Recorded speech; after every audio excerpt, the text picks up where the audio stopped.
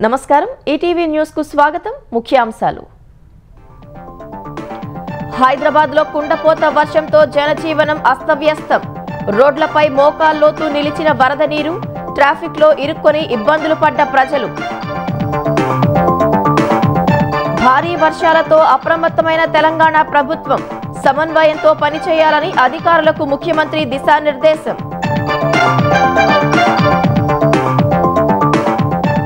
తెలంగాణలో హ్యామ్ రోడ్ల నిర్మాణానికి వచ్చే వారం టెండర్లు మంత్రి కోమటిరెడ్డి వెల్లడి తొలి విడతలో 6,000 కోట్ల రూపాయలతో పనులు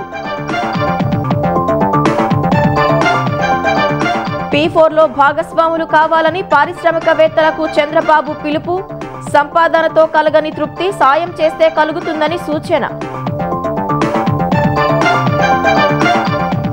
ఏపీలో 171,000 మహిళా సంఘాలకు సూక్ష్మ రుణ నిధులు మంత్రి కొండపల్లి శ్రీనివాస ప్రకటన 14,369 కోట్లు అందిస్తామని వెల్లడి వేతనాల పెంపుపై సినీ పరిశ్రమలో తొలగని ప్రతిష్టంభన కొనసాగుతున్న కోఆర్డినేషన్ కమిటీ చర్చలు 1% కూడా పెంచలేమన్న చిన్న నిర్మాతలు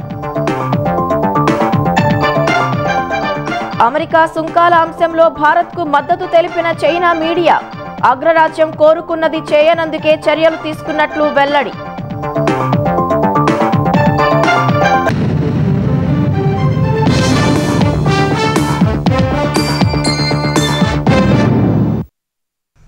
హైదరాబాద్ లో వర్షం దంచుకొట్టింది ఆకాశానికి చిల్లు పడిందా అన్నట్లుగా రాజధానిని వర్షం ముంచెత్తింది కుత్బుల్లాపూర్ ప్రాంతంలో అత్యధికంగా వర్షపాతం నమోదైంది వర్షం దాటికి చాలా ప్రాంతాలు వరద గుప్పెట్లో చిక్కుకున్నాయి ట్రాఫిక్ తీవ్ర అంతరాయం ఏర్పడింది భారీ వర్షాలు కురుస్తున్నందున హైదరాబాద్ సహా రాష్ట్ర వ్యాప్తంగా అధికారులు అప్రమత్తంగా ఉండాలని ముఖ్యమంత్రి రేవంత్ రెడ్డి ఆదేశించారు జీహెచ్ఎంసీ హైడ్రా పోలీస్ ఇతర విభాగాలు సమన్వయంతో పనిచేయాలని దిశానిర్దేశం చేశారు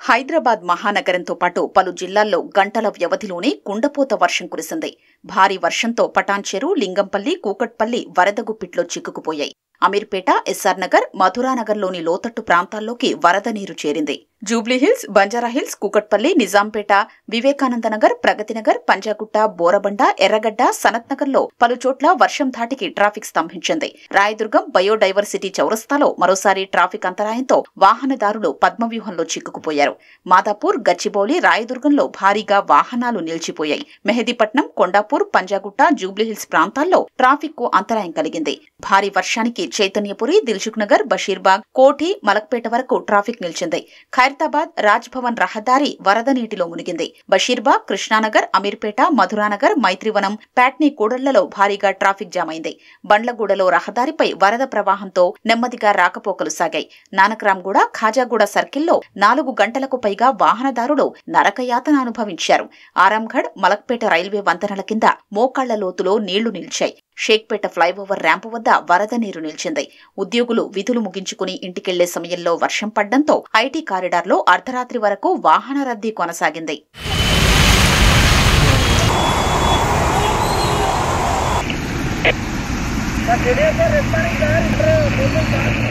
ఎల్బీనగర్ వనస్థలిపురం హయత్నగర్లో భారీ వర్షం కురిసింది ఈదురుగాలులు కుండపోత వానకు నగర వ్యాప్తంగా సుమారు 40 చెట్లు కూలాయి అనేక చోట్ల విద్యుత్ సరఫరా నిలిచిపోయింది మణికొండలోని ఓ అపార్ట్మెంట్ గోడ రోడ్డుపై ప్రయాణిస్తున్న కారుపై పడింది బంజారాహిల్స్ దేవరకొండ బస్తీ వారాంతపు సంతలో కూరగాయల బండ్లు కొట్టుకుపోయాయి కృష్ణానగర్ బి బ్లాక్ లో షాపుల్లోకి వరద నీరు చేరింది జీడిమెట్ల సుచిత్ర నాగారంలో విద్యుత్ సరఫరా నిలిచిపోయింది శ్రీనగర్ కాలనీలో వరద ఉధృతికి ద్విచక్ర వాహనదారుడు కొట్టుకుపోయాడు సికింద్రాబాద్ మోండా మార్కెట్ బండిమెట్లో రోడ్లపైకి భారీగా వరద నీరు చేరింది ట్యాంక్ బండ్ నుంచి ఆర్పీ రోడ్ ఎస్పీ రోడ్ మార్గంలో ట్రాఫిక్ రద్దీ నెలకొండంతో వాహనాలు నెమ్మదిగా కదిలాయి Alwal Bhudevi Nagar railway under bridge వద్ద భారీగా వరద నీరు చేరింది ఏకధాటి వర్షానికి భూదేవి నగర్లో లోతుకుంట నుంచి వచ్చిన వరద నీరు రాజీవ్ రహదారిపై నిలిచింది నడుములోతు నీరు ప్రధాన రహదారిపై నిలిచి ఉండడంతో వాహనదారులు ప్రయాణికులు తీవ్ర ఇక్కట్లు ఎదుర్కొన్నారు రామంతపూర్ ఉప్పల్ బోడుప్పల్ మేడిపల్లిలో జోరు వర్షం కురిసింది పలుచోట్ల రోడ్లపై నీరు నిలవడంతో వాహనదారులు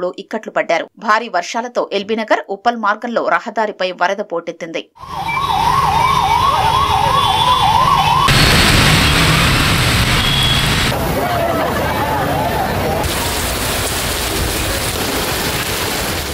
జీహెచ్ఎంసీ, డీఆర్ఎఫ్, హైడ్రా సిబ్బంది వరద నీటిని మోటార్ల సాయంతో తొలగించారు. హైడ్రా కమిషనర్ రంగనాథ్ వరద ప్రభావిత ప్రాంతాల్లో పర్యవేక్షించారు. GHMC commissioner RV Karnan control room ను సందర్శించి సహాయక చర్యలు సమీక్షించారు. భారీ వర్షంతో దాదాపు 43 ఫీడర్లలో సమస్యలు ఏర్పడి విద్యుత్కు తీవ్ర అంతరాయం ఏర్పడిందని TGS PDCL CMD Musharraf Farooqui చెప్పారు. భారీ వర్షాల దృష్ట్యా ప్రజల సౌకర్యార్థం యంత్రాంగం టోల్ ఫ్రీ నంబర్లు ఏర్పాటు చేసింది. జిల్లాల్లోనూ జోరు వానలు కురిశాయి. ఉమ్మడి వరంగల్ జిల్లాలో కుండపోత వర్షం కురవగా ములుగు జిల్లాలో ఓ వంతెన కుప్పకూలింది. హన్మకొండ, వరంగల్, కాజీపేటల్లో ఉరుములు మెరుపులతో వాన కురిసింది.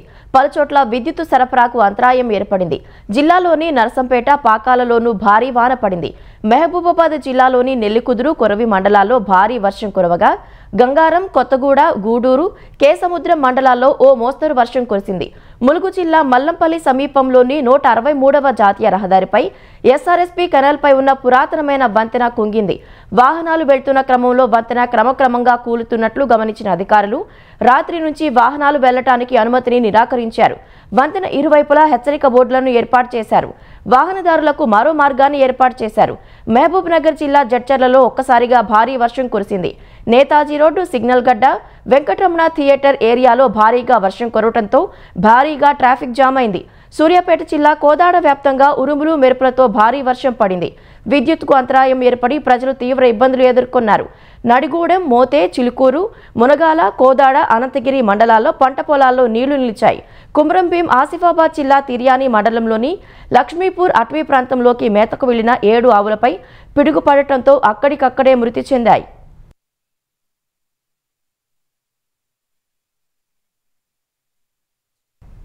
హైదరాబాద్ సహా రాష్ట్రంలోని పలు జిల్లాల్లో ఒక్కసారిగా కుండపోత వర్షం కురవడంతో ఢిల్లీ నుంచే CM Revanth Reddy, CS, DGP, GHMC, HYDRAA, police commissioner తదితర ఉన్నతాధికారులతో ఫోన్లో మాట్లాడి దిశానిర్దేశం చేశారు. జీహెచ్ఎంసీ, పోలీస్, ట్రాఫిక్, హైడ్రా విభాగాలు ఎప్పటికప్పుడు పరిస్థితిని సమీక్షిస్తూ సమన్వయంతో పనిచేయాలని దిశానిర్దేశం చేశారు. లోతట్టు ప్రాంతాల్లో తగిన ముందు జాగ్రత్త చర్యలు తీసుకోవాలని సీఎం ఆదేశించారు. జిల్లాల్లోనూ భారీ వర్షాలు కురుస్తున్నందున కలెక్టర్లు అప్రమత్తంగా ఉండాలని ఆదేశించారు. మరో 2 రోజులు వర్షాలు ఉంటాయన్న సమాచారం ఉన్నందున కలెక్టర్లు అన్ని విభాగాలతో ఎప్పటికప్పుడు పరిస్థితిని సమీక్షించాలని సూచించారు. ప్రజలకు ఎలాంటి సహాయం అవసరమైనా అందించేందుకు అందుబాటులో ఉండాలని దిశానిర్దేశం చేశారు. తెలంగాణలో గత 24 గంటల్లో పలు ప్రాంతాల్లో రికార్డు స్థాయి వర్షపాతం నమోదైంది.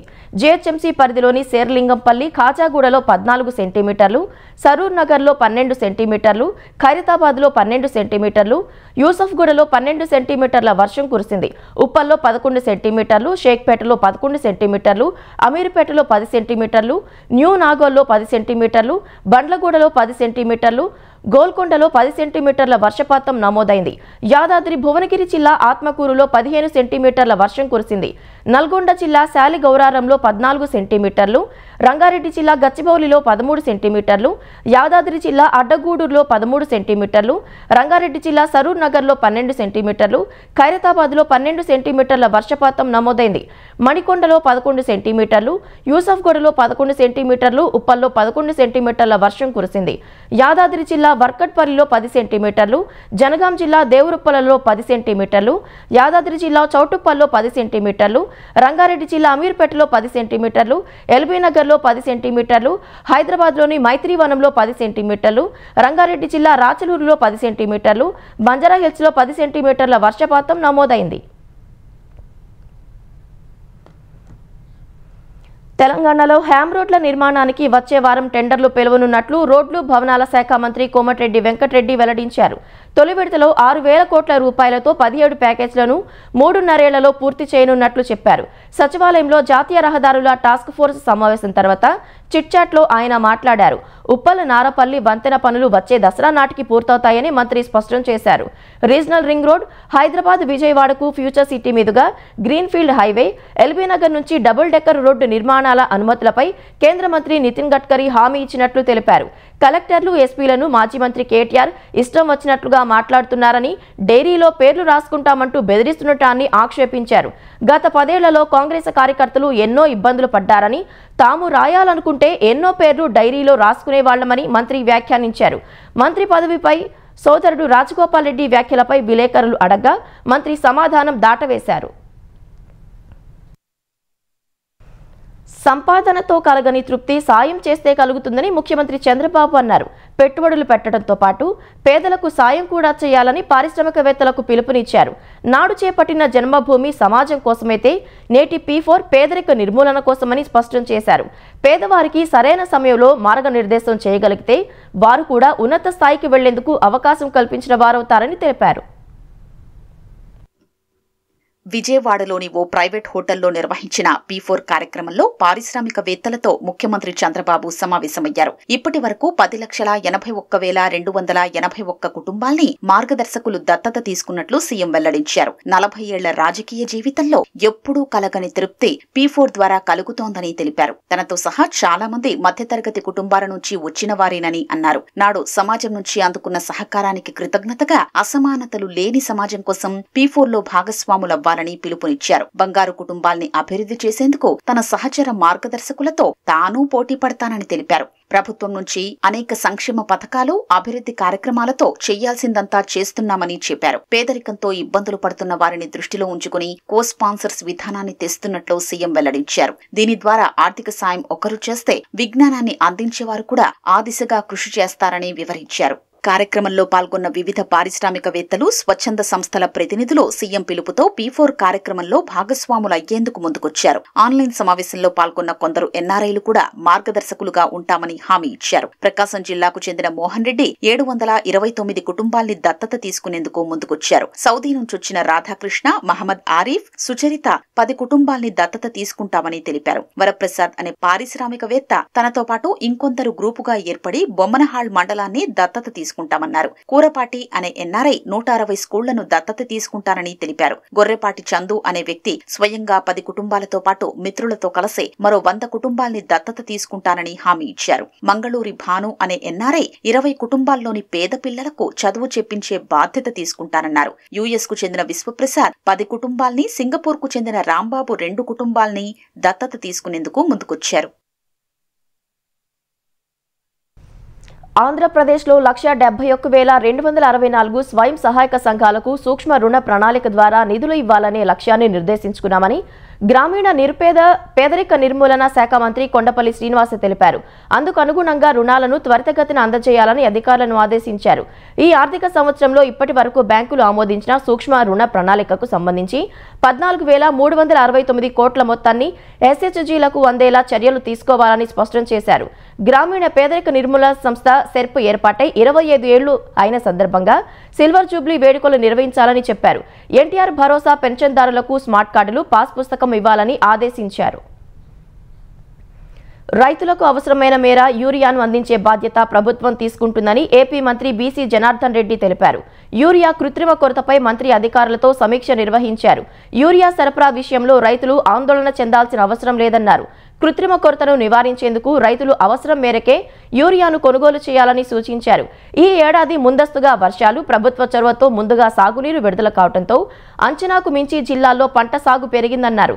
పంట సాగు విస్తీర్ణం పెరగడంతో అభద్రతా భావంతో అవసరానికి మించి రైతులు యూరియాను కొనుగోలు చేశారన్నారు. అపోహలతో యూరియా కృత్రిమ కొరత సృష్టించడంతో కొంతమంది రైతులు ఇబ్బంది పడుతున్నారని తెలిపారు. ఉమ్మడి జలాశయాలైన శ్రీశైలం, నాగార్జున సాగర్ నుంచి డిసెంబర్ వరకు తాగు, సాగునీటి అవసరాల కోసం 148 టీఎంసీలు ఇవ్వాలని తెలంగాణ ప్రభుత్వం కోరింది. ఈ మేరకు కృష్ణానది యాజమాన్య బోర్డుకు నీటిపారుదల శాఖ engineer in chief Anjad Hussain ప్రతిపాదనలు పంపారు. సాగునీటి అవసరాల కోసం 128, తాగునీటి అవసరాల కోసం 20 టీఎంసీల నీరు ఇవ్వాలని కోరారు. పంటల కోసం కల్వకుర్తి కింద 25, సాగర్ ఎడమ కాల్వ ద్వారా 75, ఏఎంఆర్పీ ద్వారా 28 టీఎంసీల నీరు ఇవ్వాలని తెలిపారు. తాగునీటి అవసరాల కోసం కల్వకుర్తి, సాగర్ ఎడమ కాల్వ కింద 5 టీఎంసీల చొప్పున ఏఎంఆర్పీ నుంచి 10 టీఎంసీల నీరు ఇవ్వాలని ఈఎన్సీ లేఖలో కోరారు. కరీంనగర్లో ఈ నెల 14న బీసీ గర్జన సభ నిర్వహిస్తామని బీఆర్ఎస్ నేతలు తెలిపారు. వర్షాల కారణంగా నేడు జరగాల్సిన బీసీ గర్జన సభను వాయిదా వేసినట్లు చెప్పారు. తెలంగాణ భవన్లో సమావేశమైన బీఆర్ఎస్ నేతలు సభను వాయిదా వేయాలని నిర్ణయించారు. బీసీల రిజర్వేషన్ల విషయంలో కాంగ్రెస్ పార్టీది డ్రామా తప్ప చిత్తశుద్ధి లేదని బీఆర్ఎస్ బీసీ నాయకులు ఆక్షేపించారు. చట్టబద్ధంగా 42% కోటాతోనే స్థానిక సంస్థల ఎన్నికలకు వెళ్లాలని డిమాండ్ చేశారు. ఢిల్లీ వేదికగా డ్రామాలు చేశారని మండిపడిన వారు ఢిల్లీకి ఎందుకు వెళ్లారు? రిజర్వేషన్ల కోసమా?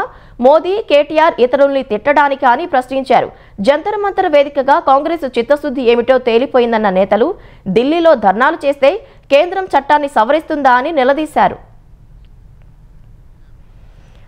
వేతనాలను 30% పెంచాలంటూ సినీ కార్మికులు చేపట్టిన ఆందోళన చిత్ర పరిశ్రమలో ఇంకా సద్దుమణగలేదు. నిర్మాతలు, ఫిల్మ్ ఫెడరేషన్ నాయకుల మధ్య కోఆర్డినేషన్ కమిటీ చర్చలు కొనసాగుతున్నాయి. మరో 4-5 సార్లు చర్చించాకే వేతనాల పెంపుపై తుది నిర్ణయం తీసుకునే అవకాశం ఉందని కోఆర్డినేషన్ కమిటీ చైర్మన్ వీరశంకర్ తెలిపారు. ఇరువైపులా న్యాయం జరిగేలా కమిటీ చూస్తుందన్నారు. నిర్మాతలు, కార్మికులు పరస్పరం గౌరవ భావంతోనే ఉంటారన్న వీరశంకర్ సాధ్యమైనంత త్వరగా సమస్యకు ముగింపు పలికేందుకు చూస్తున్నట్లు వివరించారు. అటు వేతనాల పెంపుపై తన వ్యాఖ్యలను వక్రీకరించారని నిర్మాత టీజీ విశ్వప్రసాద్ అన్నారు. సినీ కార్మికులను అడ్డుకునే వ్యవస్థనే తాను విమర్శించారని, వారి ప్రతిభను కాదని వివరణ ఇచ్చారు. అనుకూలంగా అలాగే కార్మికులకి న్యాయం జరిగేలాగా మేమిద్దరిని ఒప్పించగల నమ్మకం మాకుంది. సో డెఫినెట్గా ఈ సమస్యకి ఏ విధంగా అయినా సరే పరిష్కారం చర్చల ద్వారానే జరుగుతుంది. సో మళ్ళీ ఇండస్ట్రీ అంతా బాగుండాలని అందరూ, ఎందుకంటే ప్రొడ్యూసర్లు ఇక్కడ బాసిజం చేయరు, ఇక్కడ చాలా ఫ్రెండ్లీగా ఉంటారు. టెక్నీషియన్లతోటి ఫ్రెండ్షిప్ ఉంటుంది. అలాగే టెక్నీషియన్లు కూడా ప్రొడ్యూసర్ని చాలా రెస్పెక్ట్ ఇస్తారు. సో ఇలాంటి కార్డియల్ రిలేషన్షిప్ మద్రాస్ నుంచి కూడా అలా కంటిన్యూ అవుతూ ఉంది. వేతనాల పెంపు విషయంలో తమను మినహాయించాలని చిన్న నిర్మాతలంతా ఫిల్మ్ ఛాంబర్ను ఆశ్రయించారు. ఎట్టి పరిస్థితుల్లోనూ కార్మికులకు 1% కూడా వేతనాలు పెంచేది లేదని తేల్చి చెప్పారు. అవసరమైతే ప్రస్తుతం చెల్లిస్తున్న వేతనాల్లో 25% తగ్గించుకోవాలని కార్మిక సంఘాలకు సూచించారు. చిన్న చిత్రాలతోనే ఎక్కువ మంది సినీ కార్మికులకు ఉపాధి దొరుకుతుందని, 90% నిర్మాతలు ఆర్థికంగా చితికిపోతున్నా సినీ కార్మికులను బతికిస్తున్నామని తెలిపారు. చిన్న నిర్మాతలకు సినీ పెద్దలు, ప్రభుత్వాలు అండగా నిలబడాలని కోరారు. సాధ్యమైనంత త్వరగా కార్మికుల వేతనాలపై తుది నిర్ణయాన్ని తీసుకోవాలని సినీ పెద్దలను విజ్ఞప్తి చేశారు. ఎలాంటి పరిస్థితుల్లో 1 పైసా కూడా వేజెస్ ఇంక్రీజ్ చేసే పరిస్థితిలో లేదని చెప్పి తెలియచెప్పమన్నారు. అలాగే కౌన్సిల్ నుంచి ఛాంబర్ నుంచి ఫెడరేషన్కి, లేబర్ కమిషన్ గారికి తెలియచెప్పమన్నారు. అలాగే వీళ్ళు ఏ నెగోషియేషన్స్ చేసి ఛాంబర్ వారు ఏమి చేసినా ఆ అగ్రిమెంట్లో చిన్న సినిమాలకి ఈ వేతనాలు పెంపు వర్తించదు అని క్లియర్గా రాయమన్నారు. వాళ్ళు ఎవరితోనైనా పనిచేసుకోవచ్చు అనేది పెడుతున్నారు, జరగటం లేదు. ఆంధ్రప్రదేశ్లో హెయిర్ కటింగ్ సెలూన్లకు ఇస్తున్న ఉచిత విద్యుత్ పరిమితిని పెంచుతూ రాష్ట్ర ప్రభుత్వం ఆదేశాలు జారీ చేసింది. ఉచిత విద్యుత్ పరిమితిని నెలకు 150 యూనిట్ల నుంచి 200 యూనిట్లకు పెంచుతూ ఉత్తర్వులు ఇచ్చింది. నాయి బ్రాహ్మణుల సామాజిక, ఆర్థిక పరిస్థితుల దృష్ట్యా ఉచిత విద్యుత్ వర్తింపచేస్తున్నట్లు ఆదేశాల్లో ప్రభుత్వం తెలిపింది. ఆయా వర్గాల జీవన స్థితిగతులు పెంచడం సహా సామాజిక సమానత్వాన్ని ప్రోత్సహించడం కోసం ఈ మేరకు చర్యలు తీసుకున్నట్లు వెల్లడించింది. ఉచిత విద్యుత్ కోసం తగిన చర్యలు తీసుకోవాలని బీసీ సంక్షేమ శాఖ, విద్యుత్ పంపిణీ సంస్థలకు ప్రభుత్వం ఆదేశించింది. ఈ మేరకు సీఎస్ విజయానంద్ ఉత్తర్వులు జారీ చేశారు. పల్నాడు జిల్లా చిలకలూరిపేట గుండయ్యతోట ప్రాంతంలో విధి నిర్వహణలో ఉన్న సర్వేయర్, వీఆర్ఓలపై దాడి చేసిన వారిని వెంటనే అరెస్టు చేసి కఠినంగా శిక్షించాలని డిమాండ్ చేస్తూ తహసీల్దార్ కార్యాలయం వద్ద వీఆర్ఓ, రెవెన్యూ సంఘాల ఉద్యోగులు నిరసన చేశారు. దాడిని ఖండిస్తూ ఆందోళన చేసిన ఉద్యోగులు తహసీల్దార్ మహమ్మద్ హుస్సేన్ను కలిసి వినతిపత్రం అందజేశారు. మరోసారి ఇలాంటి సంఘటనలు పునరావృతం కాకుండా దాడి చేసిన వారిపై కఠిన చర్యలు తీసుకోవాలని ఉద్యోగులు కోరారు. ఈ ఘటనపై నివేదికను ఉన్నతాధికారులకు పంపించినట్లు తహసీల్దార్ మహమ్మద్ హుస్సేన్ చెప్పారు. అలహాబాద్ హైకోర్టు న్యాయమూర్తి జస్టిస్ ప్రశాంత్ కుమార్ కు ఆయన రిటైర్ అయ్యేంత వరకు క్రిమినల్ కేసులు అప్పగించకూడదని ఆంక్షలు విధిస్తూ ఈ నెల 4న సుప్రీంకోర్టు వెలువరించిన తీర్పు మరో న్యాయ వివాదానికి దారితీసింది. ఈ వ్యవహారంలో సుప్రీంకోర్టు ఆదేశాల్లోని కొన్ని అంశాలు అమలు కాకుండా నిరోధించేందుకు ఫుల్ కోర్టును సమావేశపరచాలని అలహాబాద్ హైకోర్టుకు చెందిన 13 మంది న్యాయమూర్తులు కోరినట్లు తెలుస్తోంది. ఈ మేరకు జడ్జిలు అలహాబాద్ హైకోర్టు ప్రధాన న్యాయమూర్తికి లేఖ రాసినట్లు సమాచారం. అలహాబాద్ హైకోర్టుకు చెందిన జస్టిస్ అరిందమ్ సిన్హా హైకోర్టు నియమానుసారం లేఖ రాయగా దానిపై మరో 12 మంది న్యాయమూర్తులు సంతకాలు చేశారు.